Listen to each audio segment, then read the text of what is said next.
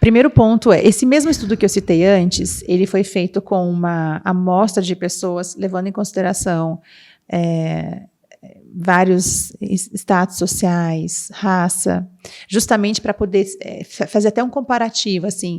E, curiosamente, o que saiu como resultado é que a riqueza não necessariamente blinda da violência.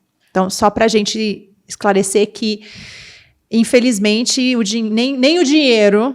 Exatamente. Nem o dinheiro blinda crianças de violências dentro de casa. Agora, é óbvio que uma família que está passando por necessidades, que está numa situação de vulnerabilidade, que tem que ficar se preocupando que tem uma bala perdida que pode atingir a família a qualquer momento, ela é uma família que está completamente desregulada, emocionalmente falando, e quando eu digo desregulada, ela está com cortisol elevadíssimo, está com medo de viver mesmo.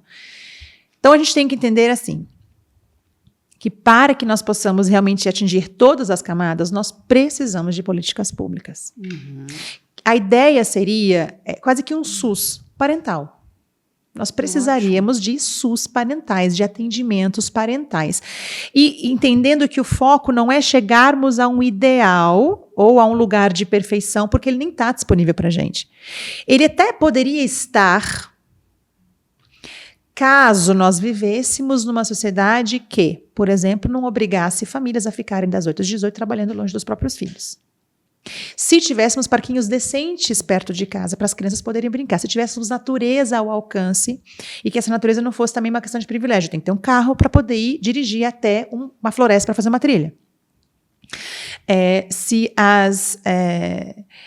uma mulher, uma mãe, não precisasse deixar seu bebê com 4 meses numa creche. Afinal das contas, a ciência já deixou claro que no início da vida precisa acontecer ali com os seus adultos cuidadores primários. Mas nós temos tantas violências sociais que nesse momento, pelo menos nessa geração e nessa época, a gente não vai conseguir entregar para as crianças o que elas precisam. E quando eu falo de entregar o que elas precisam, eu estou falando assim, dar água para a planta. É básico. Não estamos pedindo, a educação positiva não está pedindo nada de extraordinário. Quando a gente traz para os pais o que uma criança precisa, a gente está falando de coisa básica. Igual você falou aqui, não deixar uma criança chorando excessivamente, por exemplo. Uhum. Não deixar uma criança no berço para aprender a dormir sozinha. Na verdade, ela está desistindo de chamar o adulto cuidador. E ela está aprendendo que, quando as coisas estão difíceis, não tem mesmo com quem contar. Nós temos no Brasil a lei da parentalidade positiva, que se tornou um direito da infância. Então, eu digo assim, a primeira porta já foi aberta. Essa lei foi aprovada esse ano pela deputada Laura Carneiro, do Rio de Janeiro, que torna o direito da criança ser permeado, pela infância ser permeada pela parentalidade positiva, um direito.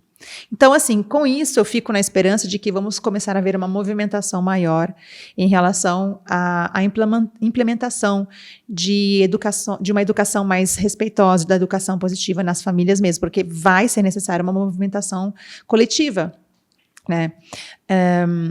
Mas, veja, eu acho que a política, os políticos, só compreenderão mesmo o valor da educação positiva quando eles entenderem que o maior caminho de prevenção contra as violências sociais como um todo é exatamente fornecer à criança uma infância com dignidade, com respeito, com acolhimento, com muito colo.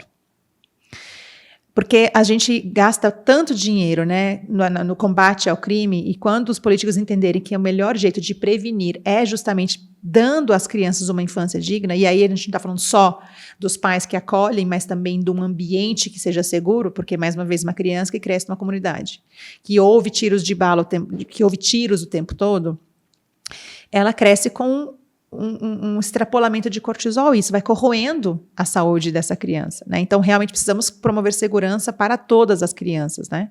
A ONU já fala sobre educação parental, a Unicef já fala sobre educação parental. Enfim, primeiros passos estão sendo dados.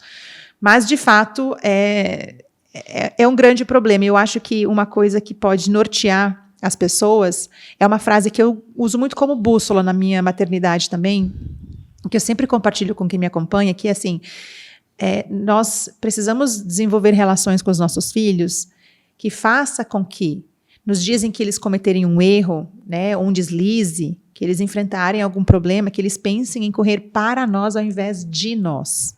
Então, se a gente tiver isso como meta, se a gente começar a pensar politicamente dessa forma, né, de pensar como é que a gente pode apoiar famílias para que elas desenvolvam relações com seus filhos, para que esses filhos sintam segurança suficiente para correrem para eles ao invés deles, quando eles enfrentarem um problema, que aí esbarra exatamente no tema que você estava trazendo aqui no começo do podcast. Essas meninas que passam por esse tipo de abuso, mas elas nem podem contar com a própria família, porque provavelmente vão lidar com mais violências ainda. Não basta passar pela violência sozinha, ela vai passar pela violência coletiva, de não ter quem a acolha.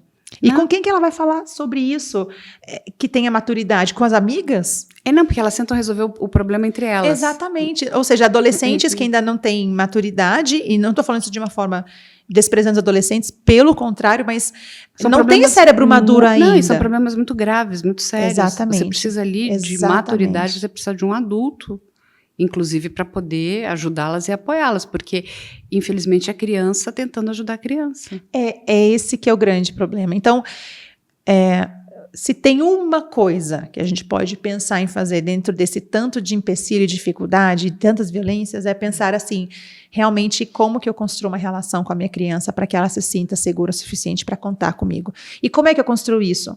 É no dia a dia mesmo. É igual você falou antes, do tanto de não que a gente diz para os nossos filhos. O que a criança aprende com isso? A respeitar limite? Não. Ela aprende que com o papai e com a mamãe não tem conversa. Que ela nunca vai ter voz. Burlar os limites. Também, exatamente. Então vou tentar fazer escondido, porque assim eu vou conseguir fazer. E mais uma vez, não é sobre nunca dizer não. A gente precisa colocar os limites necessários, mas eu preciso entender que eu estou diante de um ser humano que tem desejos, que tem vontades próprias também, e que sempre que for possível, eu preciso dar espaço para isso sim, que ela pelo menos possa contar essas coisas para mim, que eu respeite, né, essa fala. É o que você está falando, né? Nós, como pais, nós precisamos ter uma escuta muito ativa. É isso que eu acho que, né, na sua fala falta, né, nessa educação parental. Essa escuta ativa. Eu preciso escutar e eu preciso parar de minimizar o problema. Porque quando a gente olha o problema de uma criança, e mesmo o problema de um adolescente, a gente tenta minimizar esse problema. Que bobagem, essa é bobagem de criança, é bobagem. Mas aquilo, dentro do universo deles, está causando alguma aflição, está causando algum temor.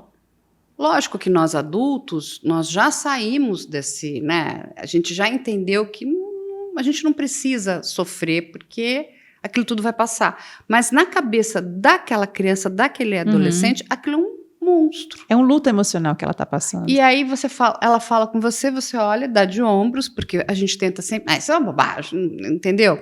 Para que vai chorar por causa disso? As nossas falas são todas erradas.